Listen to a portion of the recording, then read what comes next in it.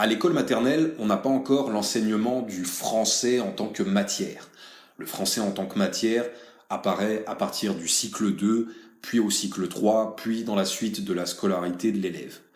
À l'école maternelle, on utilise les programmes de 2015, le bulletin officiel spécial numéro 2 du 26 mars 2015, qui est toujours en vigueur. Donc ça concerne le cycle 1, c'est-à-dire toute petite section, moyenne section, grande section. Dans les programmes de 2015, on a 5 domaines d'apprentissage. Le français, entre guillemets, correspond au domaine 1, mobiliser le langage dans toutes ses dimensions. Dans ce premier domaine, il y a 2 rubriques, l'oral et l'écrit. Dans la rubrique l'oral, on a 4 objectifs. 1. Oser entrer en communication. 2. Comprendre et apprendre. 3. Échanger et réfléchir avec les autres. 4. Commencer à réfléchir sur la langue et acquérir une conscience phonologique. Pour le premier objectif, oser entrer en communication. 2 attendus de fin de cycle.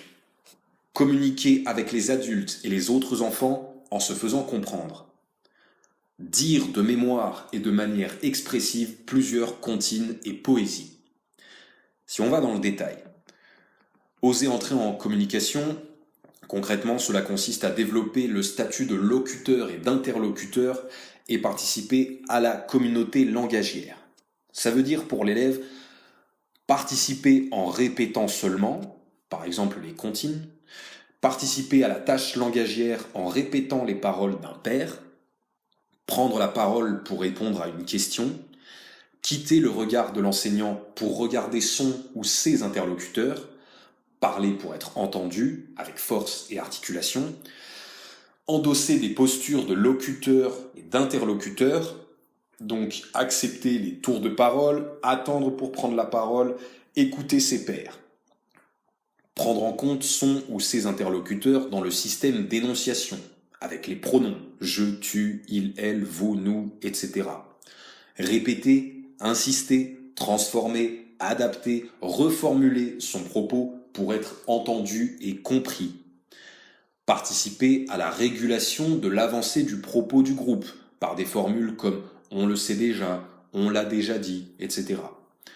Coopérer en complétant, en ajoutant des éléments ou en s'opposant aux propos de ses pairs. Faire usage de son statut de locuteur ou d'interlocuteur à l'intérieur du groupe par des régulations verbales des prises de parole accordées. Récapituler ce qui vient d'être dit à la demande de l'enseignant et enfin se distancier en comprenant et en commençant à faire de l'humour. Pour l'objectif 2, comprendre et apprendre, un attendu de fin de cycle, pratiquer divers usages du langage oral, raconter, décrire, évoquer, expliquer, questionner, proposer des solutions, discuter un point de vue.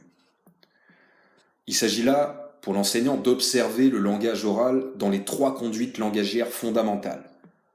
Ces 3 conduites, ce sont expliquer, relater ou décrire et raconter. Pour ce qui est d'expliquer, expliquer comment l'élève opère en situation de réalisation en énonçant quelques mots-clés décrivant son action et ou les manières. Expliquer comment il opère en situation de réalisation en décrivant chacune de ses actions. Expliquer comment réaliser quelque chose après l'avoir effectué en s'appuyant sur des traces de l'activité, production, maquette, photo, dessin, en listant des actions et ou des manières de faire. Expliquer comment réaliser quelque chose après l'avoir effectué en s'appuyant sur des traces de l'activité, production, maquette, photo, dessin, en enchaînant le déroulement des actions. Interpréter son activité au vu du résultat produit, interpréter une réussite ou un échec en expliquant les causes ou en expliquant les conséquences d'une activité ou de l'utilisation d'un outil. Et enfin, anticiper le résultat d'une action, d'un geste, d'une procédure. Voilà pour expliquer. Ensuite, relater ou décrire. Décrire en faisant la liste d'éléments constitutifs, matériaux, matériels, propriétés, qualités. Relater une succession d'événements organisés. Relater une succession d'actions pour décrire un parcours, une procédure, une technique. Relater une succession de lieux pour décrire un itinéraire, un déplacement. Rapprocher par les points communs ou contraster par les points de différence. Situer les uns par rapport aux autres les éléments composant une image, un motif, un objet, pour donner à voir, construction d'une image mentale, en s'appuyant sur des photos, des dessins, des schématisations. Et enfin, décrire pour anticiper une installation, une organisation. Pour ce qui est de raconter. Raconter des actions vécues par le personnage central, en manipulant le matériel à disposition, marotte, décor, ou en tournant les pages de l'album. Raconter en faisant parler les personnages en utilisant des marottes. Alterner récit et dialogue en introduisant correctement les dialogues et en nommant la personne ou le personnage qu'il fait parler. Enchaîner les actions et les émotions des personnages pour retracer tout le scénario et l'intrigue de l'histoire. Utiliser le système des temps appropriés, imparfait, passé simple, dans le récit. Enchaîner judicieusement les phrases avec des connecteurs adaptés et variés, et noter ces connecteurs. Raconter une histoire en randonnée, en inventant un nouvel épisode crédible à partir d'un nouveau personnage ou d'un nouvel élément. Et enfin, inventer une histoire à partir de quelques éléments, images, objets, ou à partir des illustrations d'un album non connu. Voilà pour ce qui est d'observer le langage oral dans les 3 conduites langagières fondamentales. Dans le comprendre et apprendre, toujours, ce deuxième objectif, c'est aussi une autre manière d'observer le langage oral dans les domaines d'apprentissage. D'abord, avec le reconnaître, nommer, désigner. Ça veut dire nommer des objets, du matériel, des matériaux, des personnes, des rôles, nommer des actions, des gestes, nommer des propriétés, des qualités, des effets produits, nommer des relations spatiales, temporelles et logiques. Il y a aussi le décrire et le décomposer.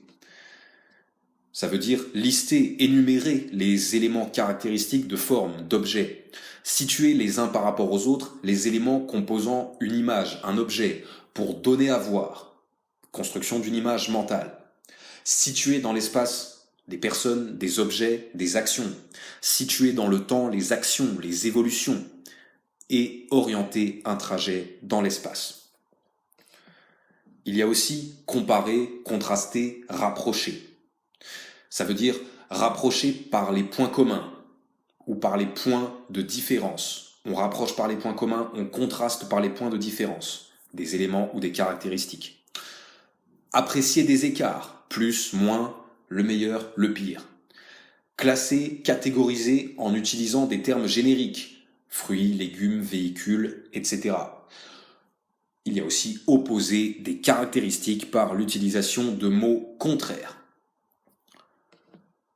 Pour ce qui est de l'action expliquer, ça veut dire justifier un choix, une décision, une action, un comportement, expliquer un déroulement, dire les manières de faire quelque chose, expliquer les causes, les conséquences, la condition, dire les procédures pour faire, pour jouer.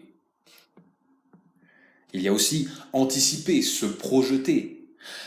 Ça veut dire prévoir une installation, une organisation, prévoir une succession d'actions, d'activités, prévoir des résultats, des effets, des événements, des actions, des réactions, et prévoir une procédure de réalisation.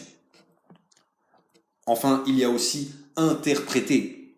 Ça veut dire interpréter à partir de sa propre expérience ou de son savoir, évoquer une émotion, un fait, une sensation, une action à partir d'œuvres musicales ou visuelles, de danse, de jeux de mime.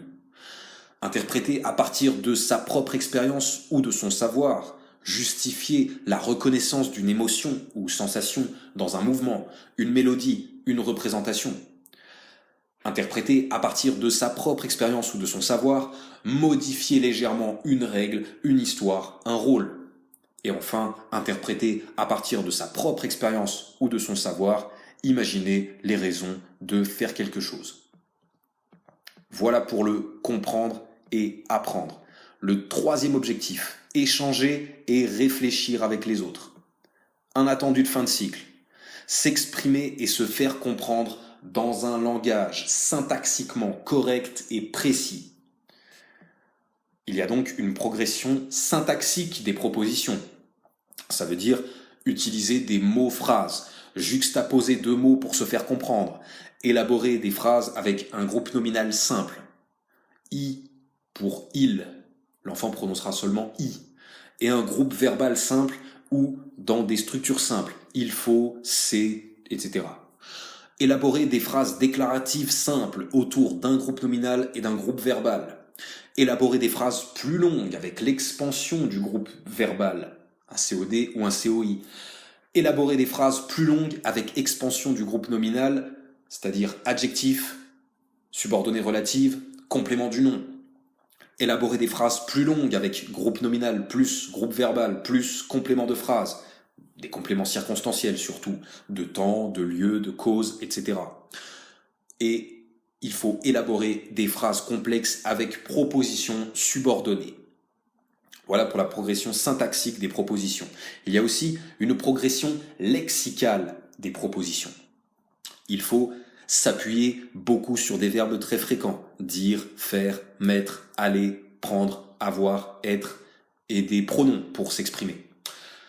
S'emparer du vocabulaire donné en classe et l'utiliser à bon escient dans les tâches langagières.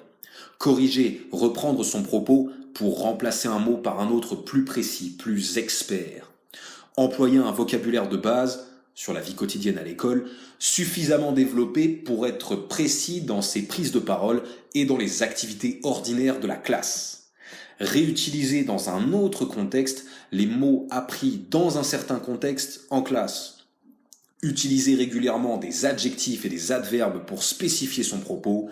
Et enfin, utiliser des connecteurs logiques temporels. Voilà pour le troisième objectif, échanger et réfléchir avec les autres.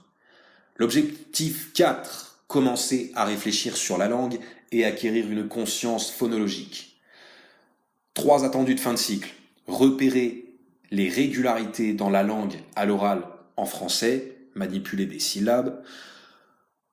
Deuxième attendu de fin de cycle, discriminer des sons, syllabes, sons voyelles et quelques sons consonnes hors consonnes occlusives. Troisième attendu de fin de cycle, manipuler des syllabes.